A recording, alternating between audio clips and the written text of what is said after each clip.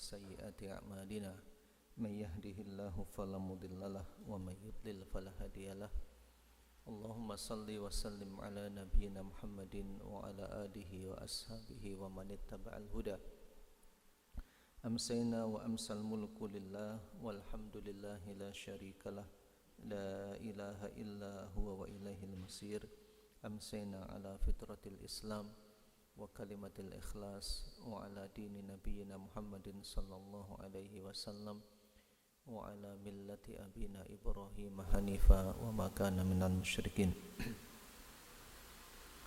Ma'asyiral muslimin, Bapak Ibu hadirin jamaah salat maghrib yang dirahmati Allah Subhanahu wa taala.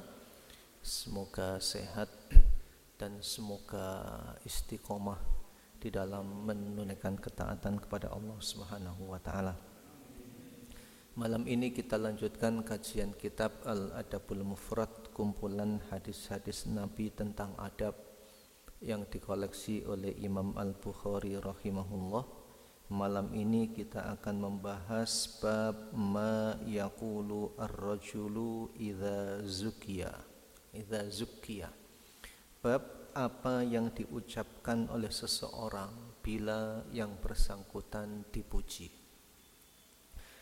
Zukiya atau juga tazkiyah ini diartikan pujian atau ketika dipuji. Nah, kalau orang Arab itu menggunakan tazkiyah itu juga untuk rekomendasi. Jadi kalau mendapatkan rekomendasi itu namanya dapat tazkiyah. Ya, biasanya kalau mau melanjutkan ke perguruan tinggi S2 atau S3 atau mau melamar pekerjaan, biasanya minta rekom itu disebut dengan tazkiyah. Ya, mendapatkan tazkiyah. Tazkiyah itu isinya ya sebetulnya pujian. Kan tidak mungkin rekomendasi isinya anak ini jelek. Ya, minta rekomendasi. Nah, ini kalau dikaitkan dengan boleh enggak kita atau minta rekomendasi itu. Hadirin yang dirahmati Allah Subhanahu wa taala, Nabi Musa alaihissalatu wassalam dipekerjakan oleh Syuaib itu karena rekomendasi anaknya, putrinya. Ya, putrinya mengatakan, "Ya abati, inna khaira man ista'jartal qawiyul amin." Wahai ayah, yang paling baik untuk kamu pekerjakan itu adalah yang kuat dan yang amanah. Ini kan rekomendasi ya. Ini rekomendasi. Karena sang putri ini punya pengalaman dibantu oleh Nabi Musa alaihissalatu wassalam. Kembali tentang tazkiyah, ya, tentang dipuji. Kita baca hadis Nabi sallallahu alaihi wasallam, an Adi bin Arutah qala kana ar-rajulu min ashabin nabiyyi sallallahu alaihi wasallam idza zukkiya qala Allahumma la tu'akhidni bima yaqulun waghfirli ma la ya'lamun. Dari Adi bin Arta beliau mengatakan, di antara orang dari sahabat Nabi sallallahu alaihi wasallam, kana ar-rajulu min ashabin nabi, di antara seseorang dari sahabat Nabi, idza zukkiya, apabila dipuji, dia mengatakan begini, Allahumma la tu'akhidni bima yaqulun. Ya Allah, jangan siksa aku dengan apa yang mereka katakan atau atas apa yang mereka katakan. Waghfir lima la ya'lamun, dan ampuni aku atas apa yang mereka tidak ketahui. Orang memuji itu kan berdasarkan yang diketahui. Ya, yang tidak diketahui kan tidak dipuji. Nah, tapi sebelum membahas ke sana, hadirin yang dirahmati Allah Subhanahu wa taala, doa ini juga mengajarkan kepada kita yang pertama begini, keikhlasan di dalam berbuat.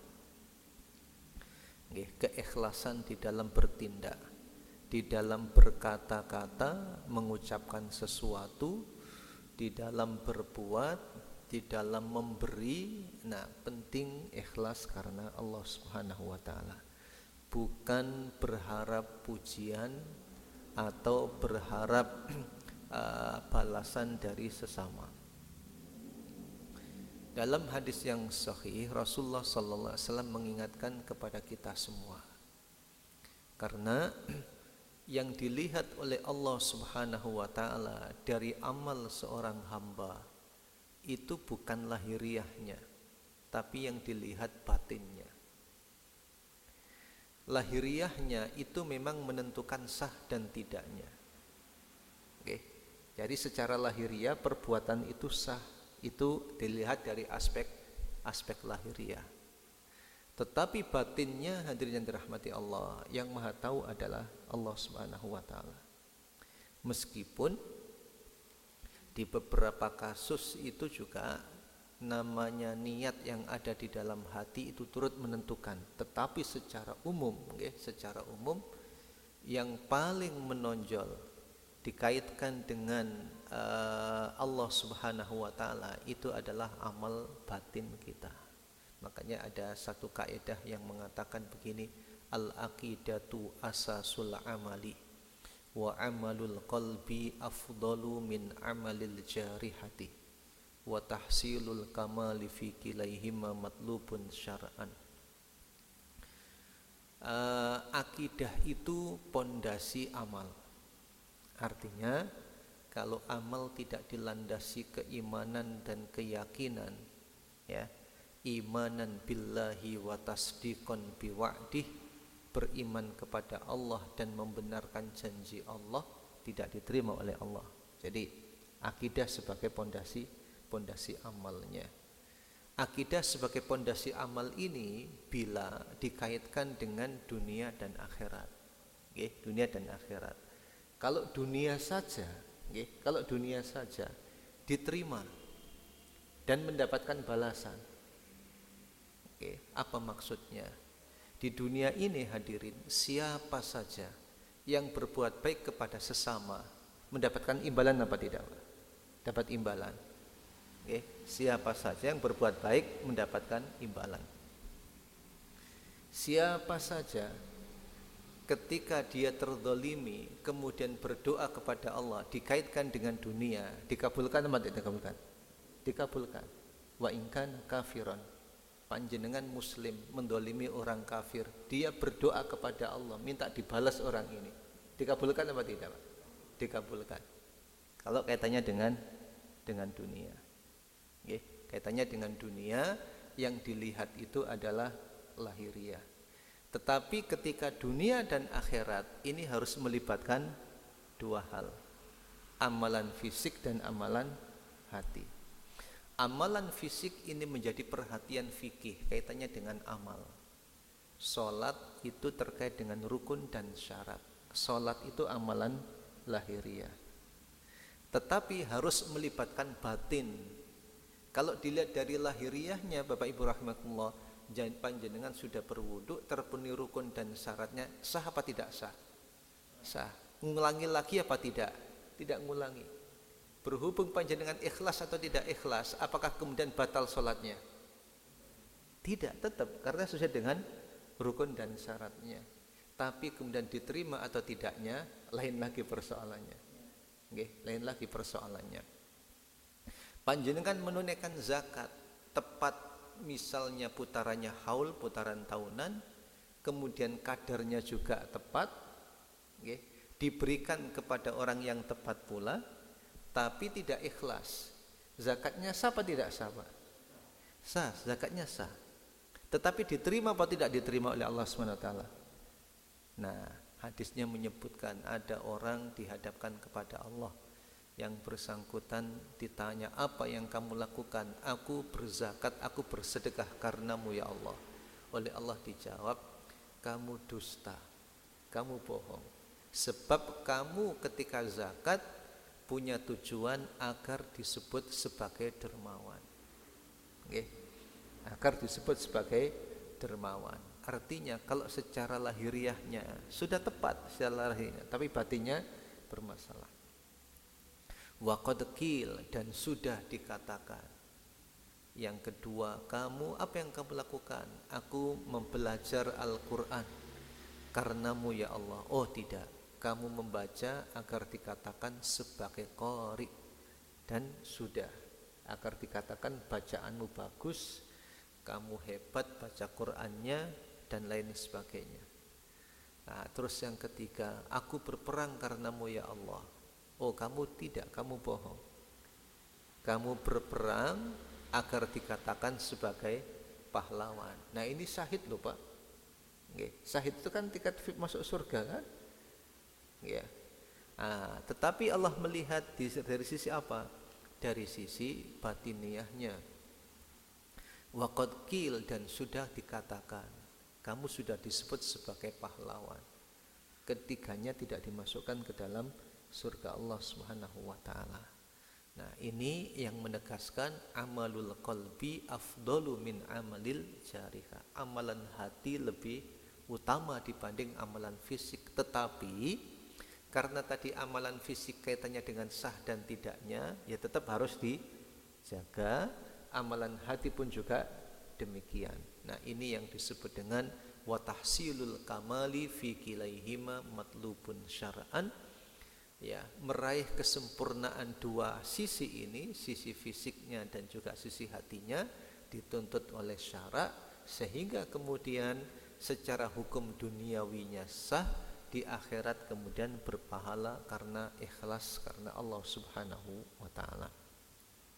Nah, hadirin yang dirahmati Allah, ini pelajaran dari hadis ini, bahwa kita dalam berbuat itu hendaknya semata-mata karena Allah Subhanahu wa taala, bukan karena pujian manusia.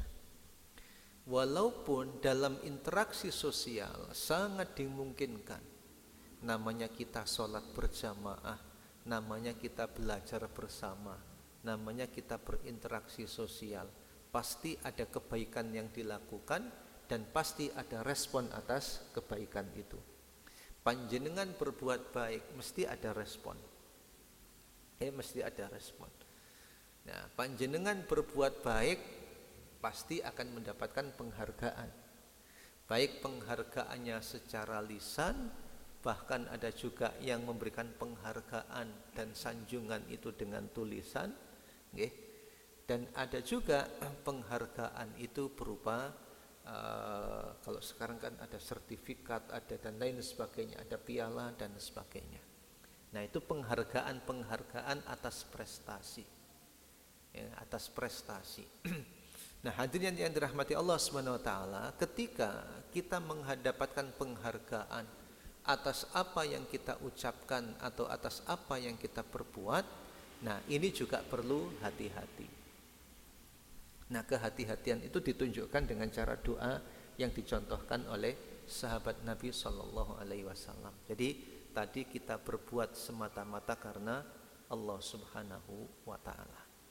Ketika kita beramal, yang kita kejar adalah Allah Subhanahu Wa Taala, bukan sanjungan-sanjungan pribadi, bukan sanjungan penghargaan manusia. Tetapi kita akui di dalam kehidupan sosial ada aksi, ada reaksi, ada perbuatan, ada kemudian ada imbalan, ada penghargaan. Nah, adab saat kita dihargai oleh orang lain, disanjung oleh orang lain, dipuji orang lain, apa adabnya? Adabnya ini salah satu sahabat memberikan contoh seperti yang dikisahkan di dalam kitab Al-Adabul Mufrad ini. Kana ar-rajulu min ashabin Nabi sallallahu alaihi wasallam. Ini doanya sahabat. Berarti ini kan bukan doanya Nabi, ya, bukan doanya Nabi, tetapi sahabat ini pada masa Nabi, dari sahabat Nabi, kalau dia dipuji oleh orang, doanya begini, Allahumma la tu'akhidni bima yaqulun waghfirli ma la ya'lamun. Ya Allah, jangan sanksi aku, jangan siksa aku, jangan hisab aku bima yaqulun, ya, dengan atas apa yang mereka katakan. Kenapa demikian, hadirin yang dirahmati Allah? Kita ini manusia biasa, Pak. Manusia biasa. ketika mendapatkan pujian, untuk menjaga hati itu tidak mudah. Menjaga hati itu tidak mudah. Nah, karena tidak mudah, maka perlu berhati-hati memang. Khawatirnya apa? Khawatir begini. Khawatir kita ini memang merasa berhak dengan pujian itu. Padahal Al-Quran itu menyebutkan yang layak mendapat pujian sinten Bapak Ibu? Allah Subhanahu wa taala. Redaksinya bagaimana, Pak? Alhamdulillah. Alhamdulillah. Nah, alhamdulillah, alhamdu itu ada yang mengatakan alif dan lam al di sini lil istighraqi. Apa arti lil istighraq? Semua pujian. Makanya diterjemah itu disebut dengan segala puji. Kalau segala puji, semua pujian, ada sisanya enggak, Pak? Habis, enggak ada. Berarti kita ini layak dipuji apa tidak, Pak? Tidak layak. Tidak layak. Jadi ketika kita mengucapkan alhamdulillah, maksudnya apa? Saya ini loh enggak layak dipuji, karena semua pujian milik Allah Subhanahu wa taala. Karena semua pujian milik Allah, kok ada orang yang memuji kita, ini kan takut, Pak. Kenapa kok takut? Nah, takut ini gara-gara orang ini muji, saya enggak kuat, kemudian jadi bagaimana, Pak? Kan berarti menyamai Allah Subhanahu wa taala atau mengambil hak Allah Subhanahu wa taala. Segala puji bagi Allah terhadap apa yang kita lakukan, yang kita ucapkan, dan juga yang kita miliki. Ya, makanya yang sering saya sampaikan, Nabi Sulaiman alaihissalatu wassalam mengatakan, hadza min fadli rabbi liyabluwani aashkuru am akfur. Atas kelebihan yang belum miliki, kelebihan kekuasaan dan kelebihan harta dan kekayaan, beliau mengatakan hadza min fadli rabbi liyabluwani aashkuru am akfur. Bapak Ibu, kalau kita membaca surat Al-Mulk ayat 15, ya ini juga sering saya sampaikan, huwallazi ja'ala lakumul arda dhalulan famshu fi manakibiha wa kulu mir rizqihi. Dialah Allah yang menciptakan bumi dalam keadaan mudah untuk dikelola, dimanfaatkan dan sebagainya. Famshu fi manakibiha, berjalanlah di mukanya. Yang dimaksud di sini lakukan aktivitas produktif, mengelola dan sebagainya. Yang mengelola sinten, Pak? Kita. Yang nanam siapa? Kita yang nanam. Tapi untuk menikmati hasilnya, Allah tidak mengatakan makanlah dari hasil kerja kerasmu, tapi wakulu min rizkihi. Hinya ini kembali ke siapa? Kembali kepada Allah Subhanahu wa taala. Makanlah dari rezeki Allah Subhanahu wa taala. Sehingga Nabi Sulaiman mengatakan hadza min fadli rabbi, beda dengan Qarun yang mengatakan innama utituhu ala ilmin indi. Aku diberi ini karena ilmu, karena prestasi ilmuku, karena pekerjaanku, karena kesungguhanku, karena upayaku dan sebagainya. Nah, masyarul muslimin yang dirahmati Allah, Allahumma la tu'akhidni bima yaqulun. Ya Allah, jangan siksa aku atas apa yang dikatakan oleh mereka ini. Khawatir, Pak. Kenapa? Karena segala puji milik Allah Subhanahu wa taala. Alhamdulillahirabbil alamin. Kemudian hadirin yang dirahmati Allah Subhanahu wa taala, waghfirli ma la ya'lamun, dan ampuni aku atas apa yang mereka tidak tahu. Bapak Ibu rahimakumullah, manusia itu melihat dan menghukumi berdasarkan lahiriah, yang nampak oleh yang bersangkutan, yang nampak oleh kita. Kita, Bapak Ibu rahimakumullah, seringkali ketika berhadapan dengan manusia, dengan sesama, berusaha untuk tampil secara perfect, berusaha tampil sebaik mungkin, berusaha tak terlihat cacat dan celahnya, sudah disiapkan dengan baik. apalagi kita hadir di majelis-majelis yang baik. Ya. Hadir ke masjid, di majelis taklim dan sebagainya, yang kita lakukan apa Pak? Menyiapkan dengan baik saat kita bersama orang lain. Tetapi ketika tidak bersama dengan orang lain, nah, kita hadirin yang dirahmati Allah seringkali melakukan hal-hal yang boleh jadi tidak tepat dan tidak baik. Seperti itu tidak diketahui oleh orang lain. Nah, berarti doa ini merupakan doa yang penuh dengan kesadaran, merendahkan diri di hadapan Allah Subhanahu wa taala bahwa kita ini tidak layak untuk mendapatkan pujian, tidak layak mendapatkan pujian.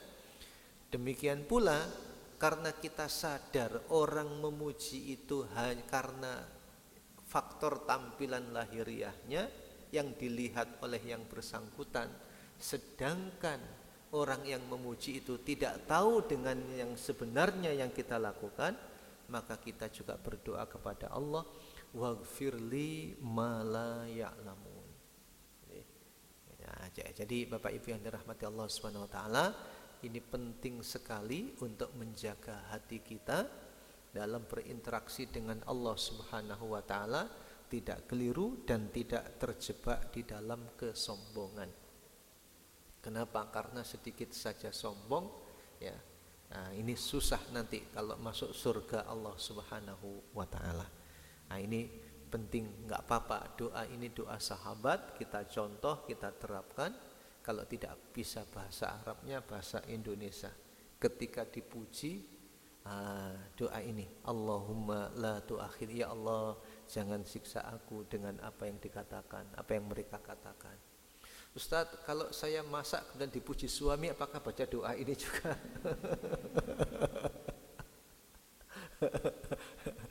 Enggak apa-apa doa ini. Ya Allah, ya jangan siksa aku karena ucapan suamiku, karena suamiku enggak tahu sebab aku masak itu kemarin dapat kiriman bukan masakanku.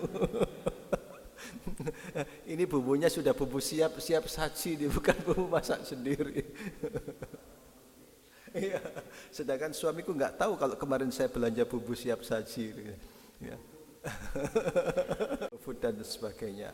Allahumma la tu'akhidni bima yaqulun waghfir lima la ya'lamun. Masyarul muslimin yang dirahmati Allah Subhanahu wa taala, malah kalau suami itu hadirin yang dirahmati Allah dalam hal seperti ini, bohong nggak apa-apa kepada istri. Tapi yang dimaksud bohong ini bukan bohong sembarang bohong, ya. Nanti keluar rumah misalnya, keluar rumah dari mana bohong, bukan itu yang dimaksud. Bohong yang dimaksud di sini itu yaitu kalau masakannya kasinan ya bilang saja enggak. Bilang enggak asin, walaupun saya bilang ngempet gitu ya. Hadirin yang dirahmati Allah Subhanahu wa taala. Nah, di dalam kitab ini ada penjelasan begini, wal hasilu annal madha la yajuzu fima la yakunu. Ya, fima la yakunu bi mustata'in ay ya'lamahu illa ay yaqula ahsibu wa amthalah. Bahwa memuji itu sebetulnya tidak diperkenankan. Tidak diperkenankan fima la yakun, apalagi pujian terhadap sesuatu yang tidak ada, tidak terjadi. Tidak terjadi. Dan tidak diketahui oleh yang bersangkutan. Makanya lebih pas kalau menggunakan kata-kata ahsibu. Ya, ada teman-teman ketika misalnya membicarakan tentang sesuatu, misalnya, Bapak Ibu misalnya mengelola sebuah perusahaan, kemudian ada yang mengajukan ini gimana, dinaikkan apa tidak dan lain sebagainya. Nah, yang memberikan rekomendasi ada adab yang bisa disampaikan. La nuzaki 'alallahi ahadan. La nuzaki 'alallahi ahadan. Artinya kami ya tidak mendahului Allah Subhanahu wa taala untuk merekomendasi ini. Atau yang kami tahu ya, yang kami tahu tentang orang ini seperti ini.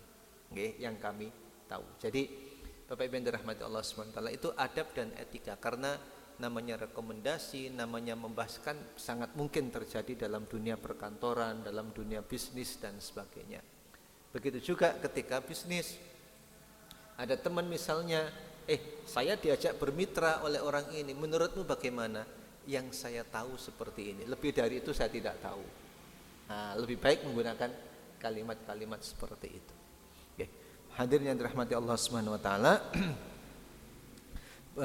Dan juga syaratnya apa? Allah yakuna kadziban. Yang penting bukan dusta, bukan bohong. Karena yang memang kita yang bisa kita lihat. Ma'asyiral muslimin yang dirahmati Allah Subhanahu wa taala, dan kata qala Ibnu Uyainah, man arafa nafsahu lam yadurruhul madah. Barang siapa yang memahami dirinya, pujian itu tidak berpengaruh padanya. Nggih. Man arafa nafsahu. Saya sebetulnya tidak mampu apa-apa. Kok kemudian sukses dan berhasil terus kemudian mendapatkan pujian? Kalau seseorang itu tahu kadarnya, bahwa ini bukan hasil kerja dia saja, tapi ini juga karena bantuan orang lain, maka pujian itu tidak berpengaruh pada yang bersangkutan, tidak berpengaruh dan lain sebagainya. Itu maksudnya adalah tidak membahayakan hatinya. Tetapi ketika orang tidak memahami dirinya, ya, ketika mendapatkan pujian itu, hadirin yang dirahmati Allah, bisa berbahaya. Bahkan ada orang-orang tertentu, hadirin yang dirahmati Allah, memang yang dicari itu apa, Pak? Pujian. Sehingga orang seperti ini, ya, itu kadang pujian itu jadi senjata orang lain untuk menjatuhkan yang bersangkutan. Ya, kalau untuk positif sih nggak jadi masalah. Yang masalah kalau negatif. Dulu Rasulullah sallallahu alaihi wasallam masuk ketika Fathu Mekah, belum mengatakan man dakhala baita Abi Sufyan fahuwa amin. Siapa yang masuk rumah Abu Sufyan maka dia aman. Abu Sufyan masuk Islam karena dia orang yang suka apa, Pak? Suka disanjung. Tapi bagi orang tertentu kadang ini dimanfaatkan.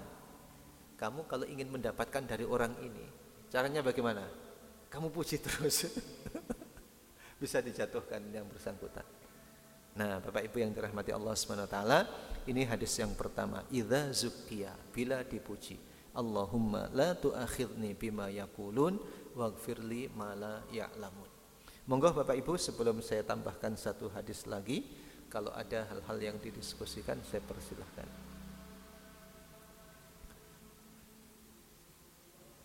Nggih, monggo Bapak.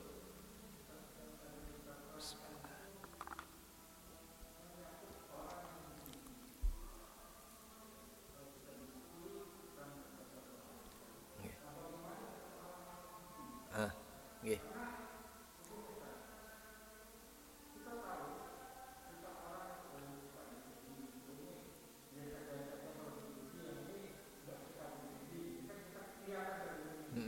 Nggih.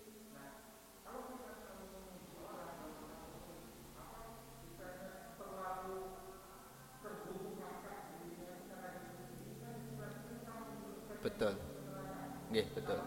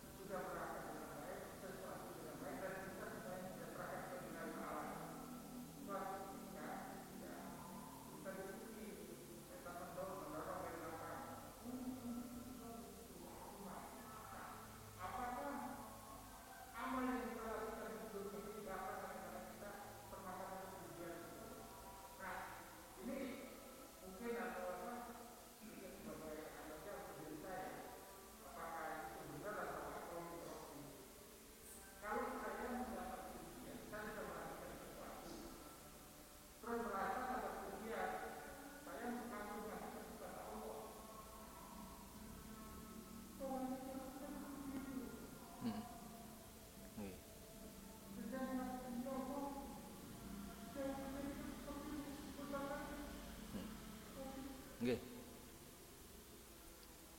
Nggih, baik hadirin yang dirahmati Allah Subhanahu wa taala. Yang pertama bahwa ketika kita dipuji oleh orang lain, kemudian ternyata ada kebanggaan di dalam diri kita. Ini sebetulnya dari bab al-khawf, Pak. Bab al-khawf, bab kekhawatiran. Nggih, bab kekhawatiran. Khawatir kalau kemudian setan mempermainkan hati kita, sehingga kemudian berdampak muncul kesombongan.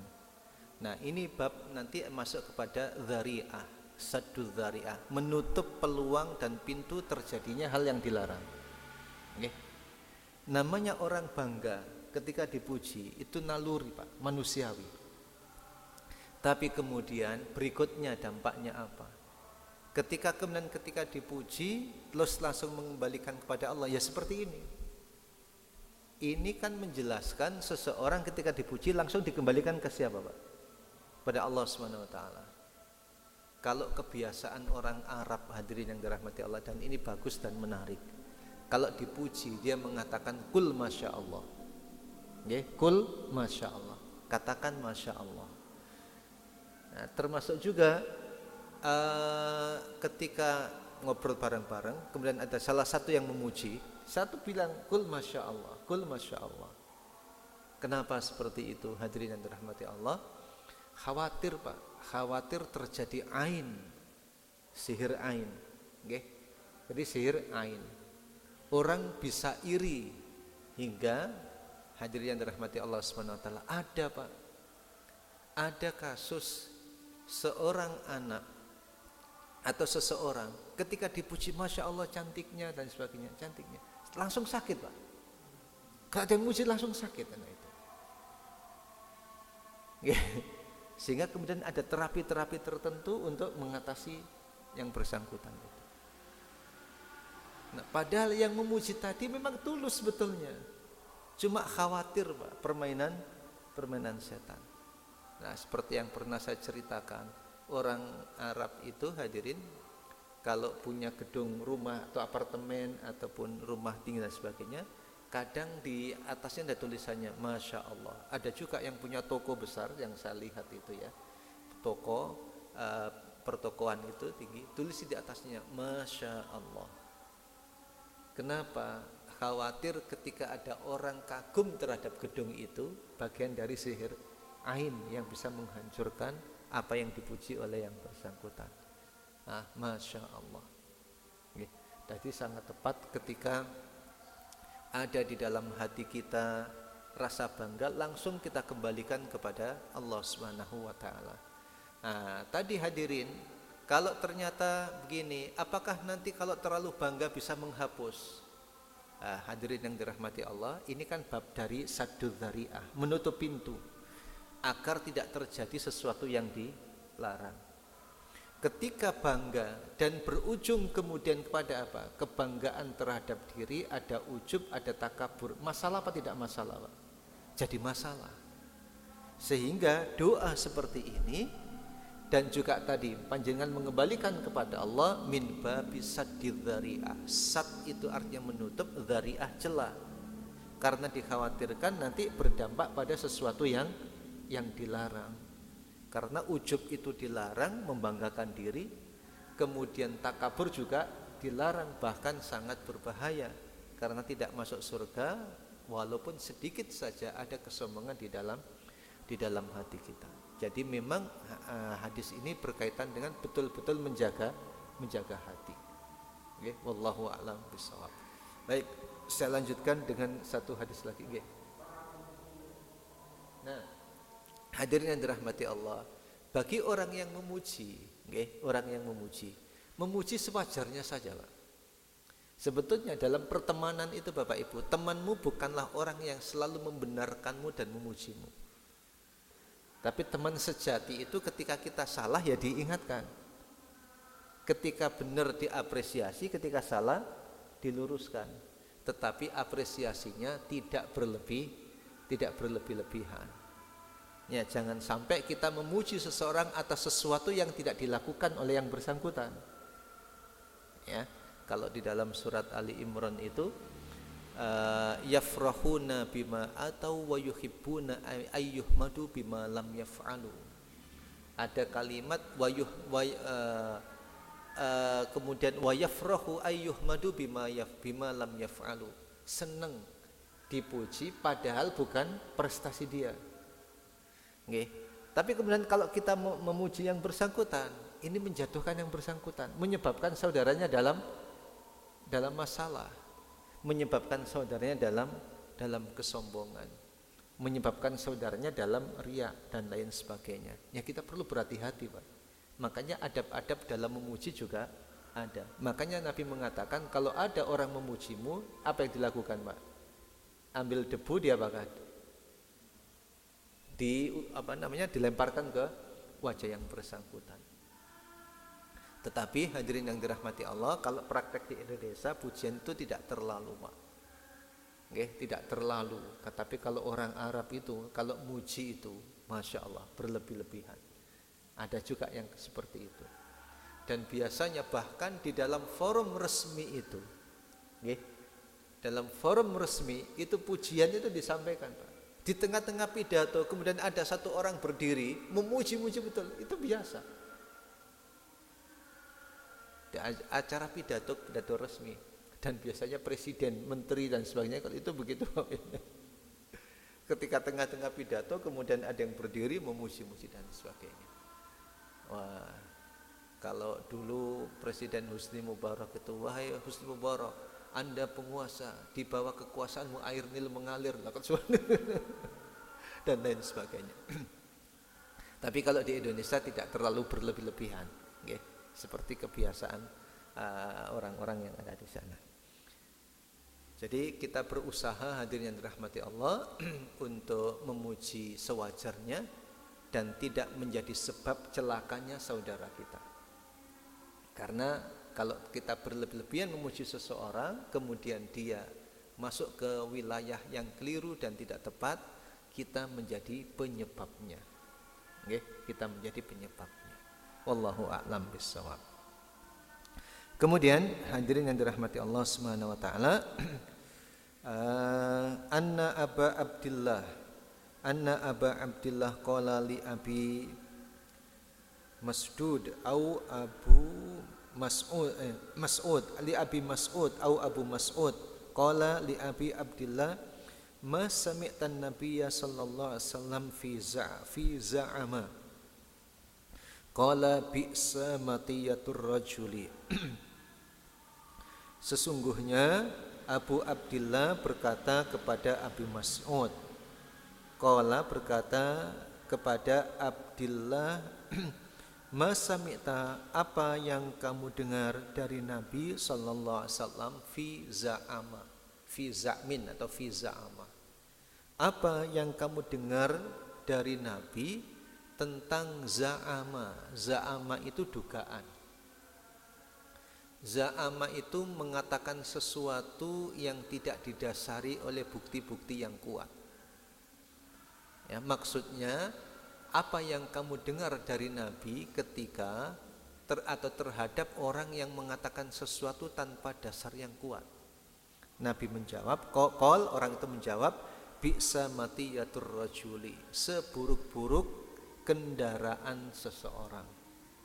Apa maksudnya? Matiyah itu kendaraan atau tunggangan. Seburuk-buruk tunggangan maksudnya apa? Maksudnya adalah kita ini, hadirin yang dirahmati Allah, ketika mengatakan sesuatu, ketika menyampaikan sesuatu, penting sekali mendasarkannya pada bukti. Penting mendasarkannya pada data. Penting ada sanadnya, ada sumbernya. Penting ada sumbernya.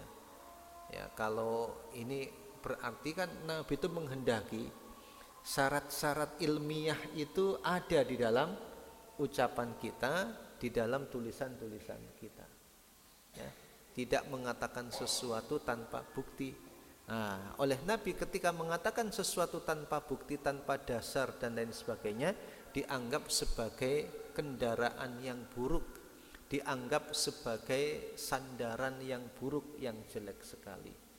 Sehingga hadirin yang dirahmati Allah Subhanahu wa taala, penting kemudian untuk melandasi semua yang kita katakan dengan dalil, dengan bukti, dengan data dan sebagainya. Sebab apapun yang kita ucapkan, yang kita katakan akan dimintai pertanggungjawaban oleh Allah Subhanahu wa taala. Karena sudah Isya, insyaallah kita kaji ulang hadis ini dan semoga pekan depan kita dipertemukan oleh Allah Subhanahu wa taala. Allahumma salli wa sallim ala nabiyyina Muhammadin wa ala alihi wa ashabihi. Allahumma 'allimna ma yanfa'una wanfa'na bima 'allamtana wa zidna ilma. Allahumma rzuqna hubbak wa hubba nabiyyik wa hubba 'amalin yuqarribuna ila hubbika ya rabbal alamin. Rabbana atina fid dunya hasanah wa fil akhirati hasanah wa qina adzabannar walhamdulillahi rabbil alamin. Subhanakallahumma bihamdik asyhadu an la ilaha illa anta astaghfiruka wa atubu ilaik. Wassalamualaikum warahmatullahi wabarakatuh.